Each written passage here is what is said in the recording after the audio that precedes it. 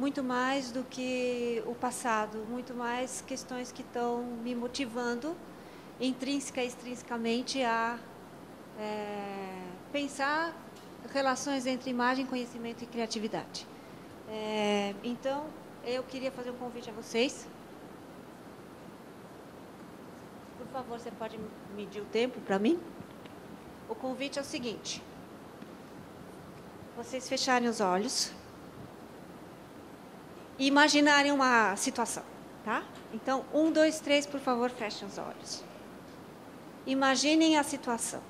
Vocês são povos originários do Alasca, vocês são pescadores do Alasca, vocês estão dentro de uma canoa e vocês são os caçadores e pescadores. Podem abrir os olhos. Isso é uma coisa que motiva certas questões para mim. Esse tipo de instrumento, ferramenta e, de certa forma, concretização de uma imagem mental que se transforma em alguma coisa que vai te guiar. Um mapa tátil. Por que eles fazem isso? Para vocês terem uma ideia de como eu funciono, isso me motivou tanto que eu fui visitar esse lugar. Eu fui visitar porque essas fotos são minhas, né? A situação deles é essa. Eles pescam e caçam de noite e de manhã, durante o dia, mas eles pescam e caçam também no inverno, onde é muito escuro. Então, como é que eles vão conseguir circular, entrar pelas reentrâncias, entender as geleiras e os pedaços de gelo que ficam no espaço? Vejam só que eu fui no verão, vocês estão vendo, né? Como é que eles conseguem fazer isso? Eles descobriram, então, uma forma de concretizar a experiência multissensorial desse ambiente que eles tiveram em um instrumento de visualização e de orientação, que é esse mapa visual tátil. No meio tem uma palavra chamada Umwelt, que significa ambiente, que é um conceito, na verdade, que me é muito caro, que vem da década de 20 do século passado, que é a consciência do ambiente. O teórico que pensou essa consciência do ambiente é um etólogo e uma pessoa que é uma referência na área da biologia e da etologia, que é o Jakob von Uexküll. O que ele pensou? Ele pensou e chegou à conclusão que o comportamento animal ele está relacionado a uma relação de perceber o ambiente e ter um repertório interno, internalizado, e interagir com esse ambiente. Vejam, essa é uma outra situação que hoje eu trocaria pela situação que a Rosângela trouxe. Imaginem de novo que essa imagem que eu estou trazendo do Stephen Hawking é a imagem da Ana Amália.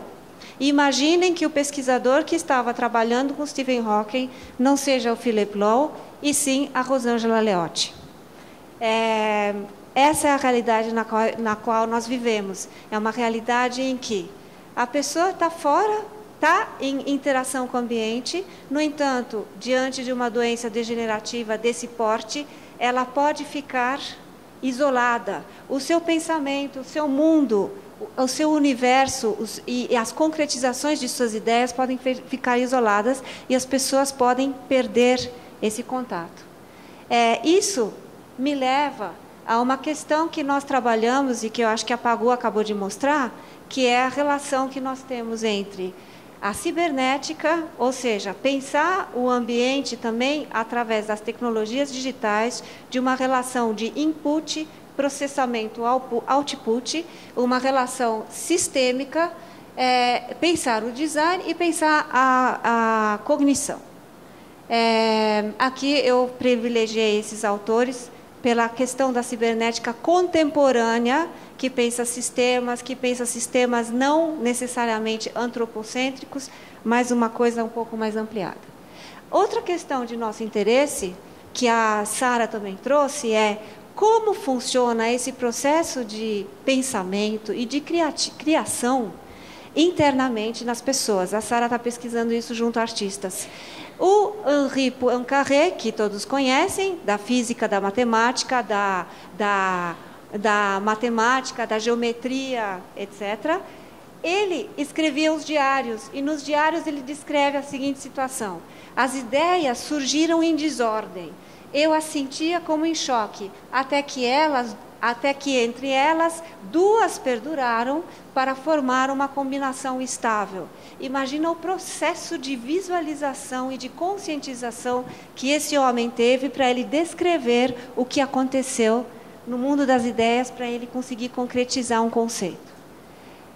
Isso me leva a pensar em coisas que foram trazidas hoje pela Eleida e pelo Gilmar, que é a plasticidade que a gente sabe que existe. Até as pessoas extremamente idosas têm uma plasticidade neuronal, mental, constituinte, que é de maior interesse. Nós estamos sempre construindo, nós somos máquinas de construir e fazer sentidos. Sobrenome errado, tá? É uma questão que, dentro do contexto da FAO, a gente tem trabalhado. Naturalmente, concretizações do pensamento e da criação e da criatividade se dá nas múltiplas áreas. Nas áreas como a área de origem aqui, a arquitetura, nas áreas como a física, a arte, como a gente já viu, nas áreas do design e múltiplas outras áreas, outras artes, etc. Em vários níveis, no nível tácito, lato sensu, no nível mais especializado, acadêmico, tudo isso é foco de interesse.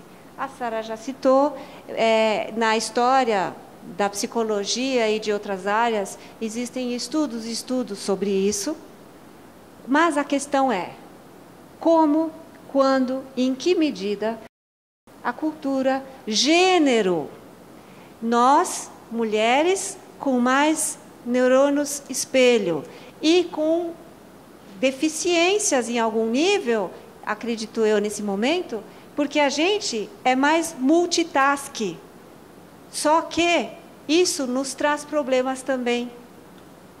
Não é necessariamente uma vantagem, dependendo do ambiente em que você se encontra. Estruturas fisiológicas, genética, outras estruturas, emoções. Como isso tudo impacta na tomada de decisões, na aquisição sem ser de conhecimento e em estados criativos. É isso que eu gostaria de estar discutindo com vocês. E já recebi inacreditáveis ressonâncias hoje, percebendo que outras pessoas aqui também querem discutir.